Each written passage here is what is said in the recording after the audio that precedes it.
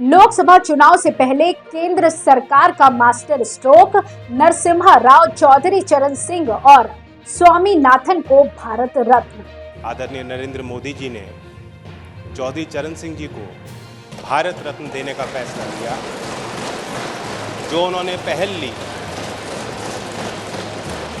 ये एक बहुत बड़ा फैसला है। ये सर्वविदित है कि मैं प्रसन्न हूँगा। सभापति जी, मैं जानता हूं व्यक्तिगत तौर से आप भी गदगद हैं। लोकसभा चुनाव से पहले केंद्र का फैसला, नरसिम्हा राव चौधरी चरण सिंह और स्वामीनाथन को भारत रत्न, उत्तर से लेकर दक्षिण सब कुछ साधने की कवायद, लोकसभा चुनाव के लिहाज से मास्टर स्ट्रोक। लोकसभा चुनाव से पहले मोदी सरकार एक के बाद एक दिग्गज नेताओं को भारत रत्न देने की घोषणा कर रही है। अब एक बार फिर से 3 नेताओं को भारत रत्न देने की घोषणा केंद्र सरकार ने की है, जिसमें पीवी नरसिम्हा राव चौधरी चरण सिंह और एमएस स्वामीनाथन को मरणोपरांत भारत रत्न देने की घोषणा की है। प्रधानमंत्री नरेंद्र मोदी ने तीनों शख्सियतों को देश का सबसे बड़ा नागरिक सम्मान देने की जानकारी सोशल मीडिया पर उनकी तस्वीरों के साथ शेयर की। आपको बता दें कि चौधरी चरण सिंह देश के 5वें और नरसिम्हा राव 9वें प्रधानमंत्री थे। वहीं कृषि वैज्ञानिक स्वामीनाथन को हरित क्रांति का जनक कहा जाता है।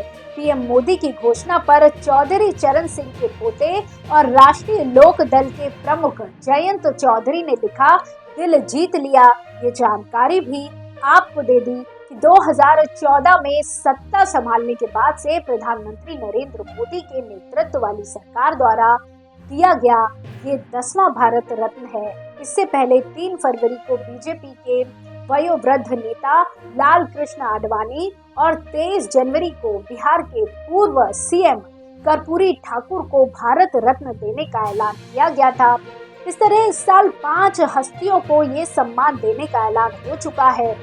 इनके अलावा मोदी के कार्यकाल में मदन मोहन मालवीय, अटल बिहारी वाजपेयी, प्रणब मुखर्जी, भूपेन हजारिका और नानाजी देशमुख को ये सम्मान मिल चुका है।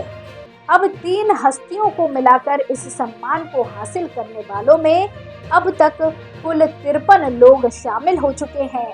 राजनीति के जानकार लोकसभा चुनाव से ठीक पहले केंद्र सरकार की इस घोषणा को मास्टर स्ट्रोक के तौर पर भी देख रहे हैं। उनका मानना है कि इससे बीजेपी उत्तर से दक्षिण तक अपनी राजनीति को साध रही है। बात अगर नरसिम्हा राव की करें तो वो 1991 से 96 तक देश के पीएम रहे थे। हालांकि उनके पीएम बनने का फैसला भी अचानक हुआ था, जिसके चलते उन्हें एक्सीडेंटल पीएम भी कहा जाता है। दरअसल 1991 में नरसिम्हा राव राजनीति छोड़ हैदराबाद जाकर बसने वाले थे। तभी राजीव गांधी की हत्या हो गई और राव को अचानक पीएम बनाने का फैसला हुआ। आपको बता दें कि राव के गांधी परिवार से भी अच्छे रिश्ते नहीं थे।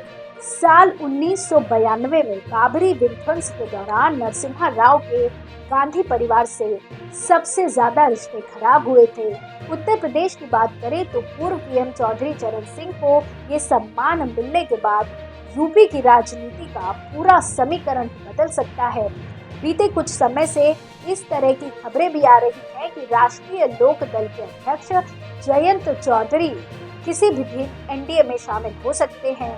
ऐसे में जब केंद्र सरकार ने चौधरी चरण सिंह को देश के सबसे बड़े सम्मान से नवाजा है, तो अब चर्चा भी आम है कि जयंत चौधरी की तरफ से ये ऐलान सिर्फ एक औपचारिकता मात्र है। वहीं महान वैज्ञानिक एमएस स्वामीनाथन को भारत में हरित क्रांति का जनक कहा जाता है। उन्होंने गेहूं की बेहतरीन किस्म की पहचान की, जिसकी वजह से देश में गेहूं के उत्पादन में भारी बढ़ोतरी हुई। किसानों की आर्थिक हालत सुधारने और पैदावार बढ़ाने के लिए साल 2004 में स्वामीनाथन की अध्यक्षता में एक कमेटी बनाई गई थी। कमेटी ने साल 2006 में अपनी रिपोर्ट सौंपी। इसमें कई तरह की सिफारिश की गई थी। सरकार ने कई सिफारिशों को लागू किया है।